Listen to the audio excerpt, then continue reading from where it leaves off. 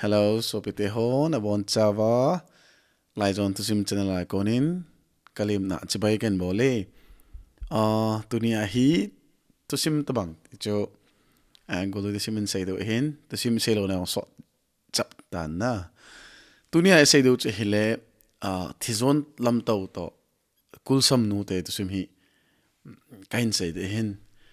masang nga cho anaza sound do hin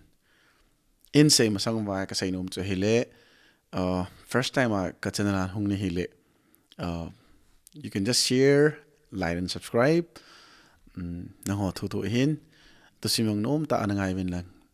mi abang loin tu lai hi chonan culture hello tam ta ta izi acho het kham kham in say do hin ele ngai pan taw te le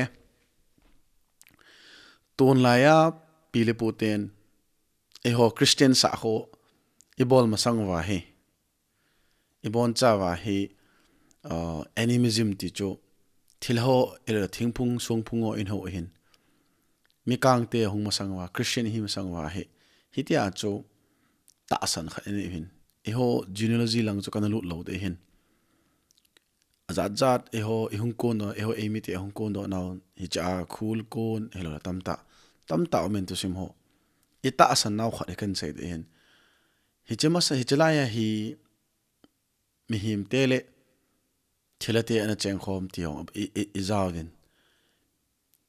atusim dung zu ya che hile masang lai cho chungmang pa te tawte ene ta san ma chu mi him tele thilate hi analeng khom cho analeng khom wa hile mi him te phamawal be se wa hitia cho thilate tha jing leo thilate hin pathin pa ko ma hi taw wa nasim sa le mi him te hin e tha jing we tia na ta san hi pile pu te hin hi je phana cho pathin pa chun pathin te chun hi chi chin lang amang ahong kala en thilate amanga chun chin lang hi chi mi him te tui ane naw tui khu a khun ai lai vam kho ga su in lang ga ha pi la chun namu thailo du ta anti ati pen hi ti chun amo chun a kyau ton ai lai vam kho atat di salon amho mi him ho tui adon naw muna chun mo chunga kal don hi chalai mona chun ai lai vam cho ga di wa hele mi him te chun hi che tui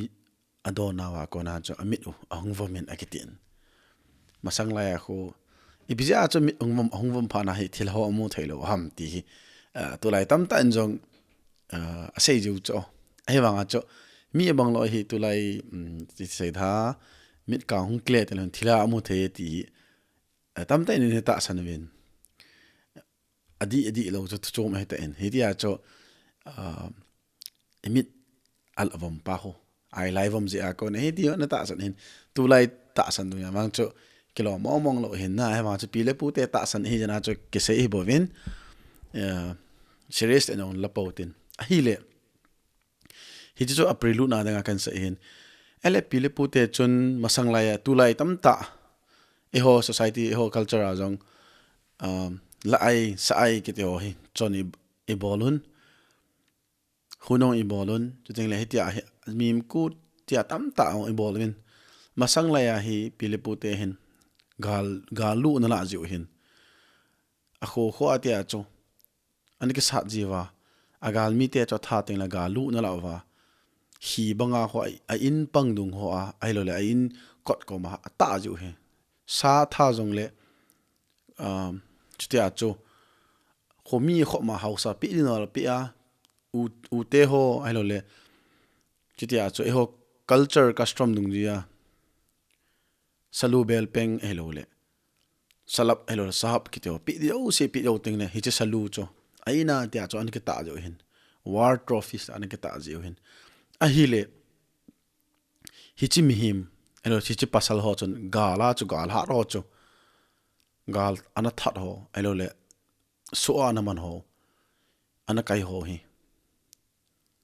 ti chon na bol jivin numi ho nong chun chang le mim ho aha khol do teng le chang ai ho an ke bol ji in hiti chon pile pu te so lung dil den in kho na mangon a hi le amo hung thiu ting le hin noi mi gam etiu ham alo le am ho ta sana cho pile pu te gol ngai cheng lui ga la te thi khol mun an tiu na ta san hin thi khol mun hi alam pi hi pile pu te ta san dung zu ya hi alhun dinga lam pi ha hin hi cho bangloi Thijon Lamtou ti loi Thijon Lamtou ti loi hi chalam pi cho ha sanin abangloi Lamtou ti mana cho Lamtou hi lo mai the ai lo le lam su ong hi mai the in the underworld ong hi mai the hin hoi chele agi chi pon e wa cho pile pu te in e ho he oral tradition nei te hi zet wa chu hi chi Thijon Lamtou hi iti hong ki min pha ham ti le masang la ya hi te se ho elo le thu ching the mi yo sen Thusim ki hello cho a hi le hi chi nu pi hello le hi chi te se pi te se pu thu ching the ho hin a in songa hello le me anativa tol me anativa Thusim na sei ju hin la zailan oi wa chungmang pa na ho wa hi ti a cho phun na sa wa khosim pun jong na hello le khosunga denga gul du thin ham elo le vom pi thin ham elo le hiti a cho acha cha na bol wa ta doi bom ho na siam wa hiti a cho khos kum tha hu ting le hiti a cho kho sunga na nai hi la gaw ven na denga cho tempu pa cho phun na san ji a thi na the khom jing gul du elo le vom pi thin ho thi ho na the ji a hiti a na ta san hin hiti a cho pi le pu te hin kho na man hin ai le hung thiu ting le hin iti anata sanam ti seidu hin Thijon Lamtou hi amho ta san dung ya cho nupi ti taute Kulsamnu itivin hi che Kulsamnu hi koi man jong alimong ki he khapon aiwa pile pu te ho seida na hi amanu hi very mysterious ti taute ti ja da asam long pho li let nen di de atin jong chu nen de do hin hi ti chon nen de do a elo le ti ja ta hi chi thi khol mun thun ma sanga akima hi chi ko na hi anading zia hi chi athagao ho hi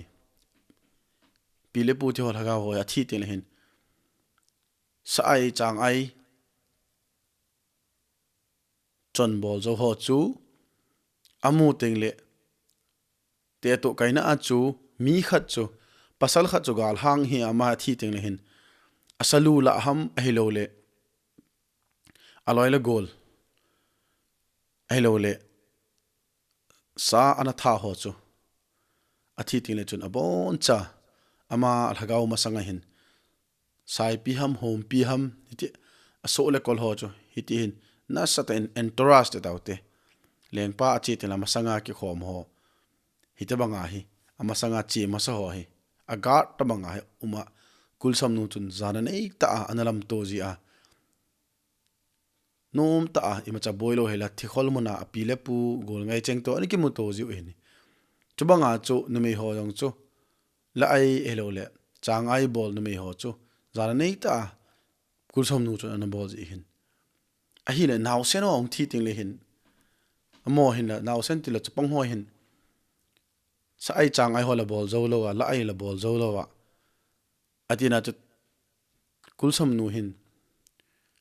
anu la pa in give for hin choi the pi lo ho chu abon cha ama hin anamat tup jia hita cho a hit an vet sa ji hin ipinin choi pi am atile happy ma khan choi poi ati a hele ima chanan choi lo wa hele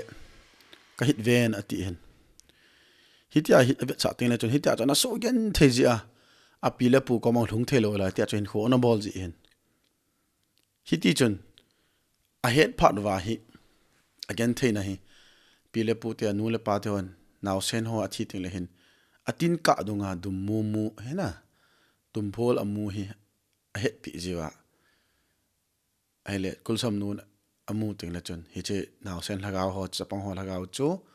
amu to dum mu cho Kulsamnu chon anakela ji hiti chon ana su boy ji poi kya he ana ta san jo hin jo te na sa pi le pu ko ma nu le pa laga ho ko ma ti khol man ga hlungi ti hi na ta san jo hin tun wang hi cho cho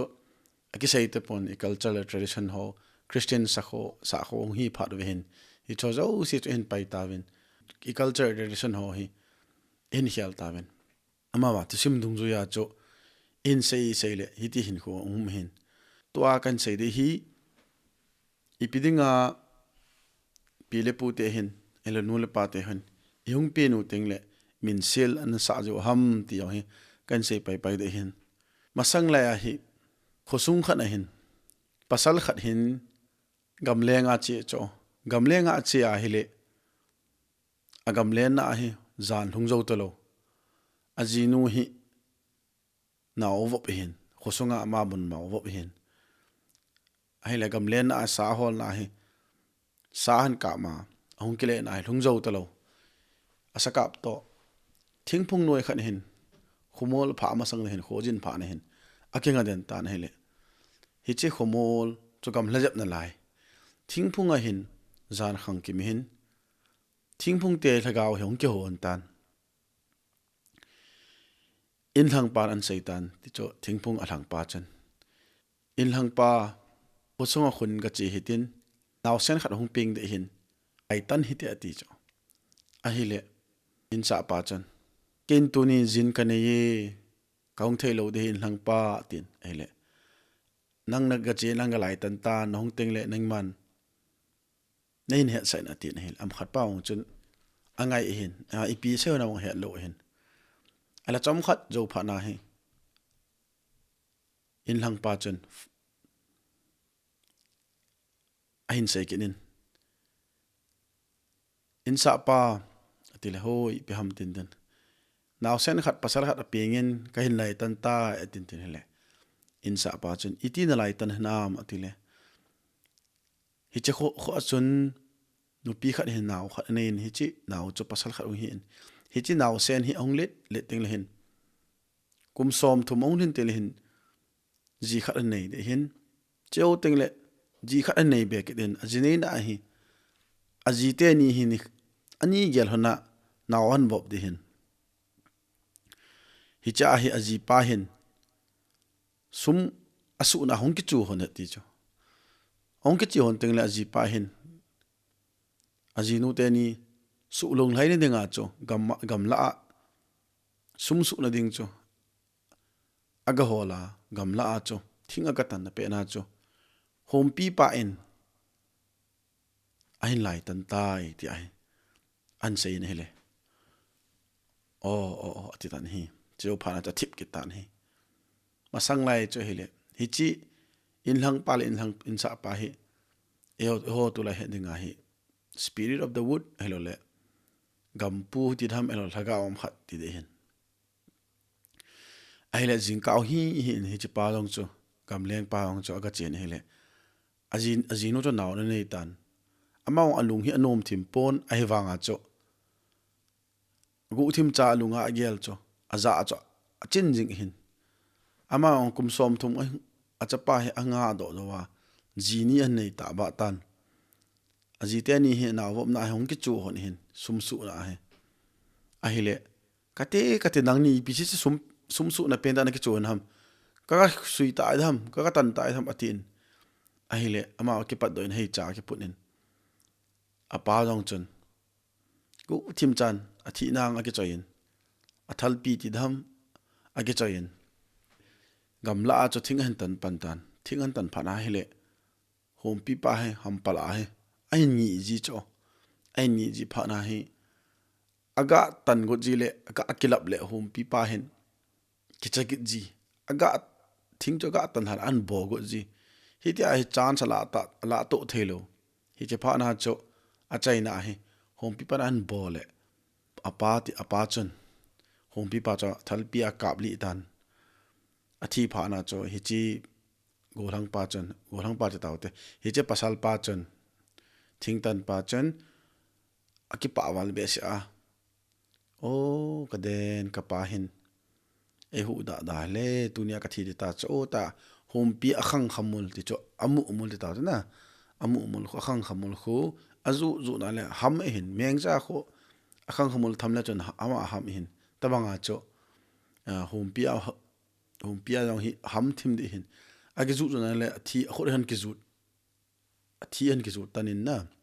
khod hi tan lo khod ha ki zu lut hele thi chon ong lo nga thi cho kang den ta cho hi cha cho amao thi pai pe ai le hi cha cho te sa pu chun hi chi zan na gamleng na chi na pasalte ni ka te thilate ni spirit of the wood te ni kya hote ni cho sei chung gui lung he hi cha ko na hi Thusim cho na he ti a pile pu te na sei hin hi ja cho naw sen ho ala min hung pin te la min sel ana ki lo sa ni pi bam naw sen cho a che hello la a ka sa hello le min sel khat min lem khat na sa yo hin tu ni bol ta po win Christian hi phat wa abanglo bol ko no min abanglo chun hospital han naw ki nei phan an ki bol ta pon hi ti chu culture o he ti cho ka hin se hin adang dang te ong le Thusim in se ju hin ka channel le hin atam zo hin pathin thu ho chu teng le het thiding a pha ho in se ju hin tu lai di dia hi chi ho culture tradition ho hi games PC version games in sim de ka ti lai ta hin atam khat ka sim ta in ewanga iti Google Play Store hin bol do da ham ero le PC hin bol dam ti hi ki gel lai ta hin kinong ken bol dot mai thei hin ipi jong le na hon an ve vejing wen lang Thusim ho chu teng le pathin thu ho hi hoi ta e thei wa e ho e channel he lai jon Thusim hi e culture to pathin thu hi proclaiming Christ ti a hin angai ho jong pathin pathin bo hen lang e culture on healthin preserving culture and proclaiming Christ ti kathupi ka bidoi hin muntina ka sopi ka sangam na bon chavin ikimuto ki ka sevin anadam sel tavin suntin chebai janten mangpha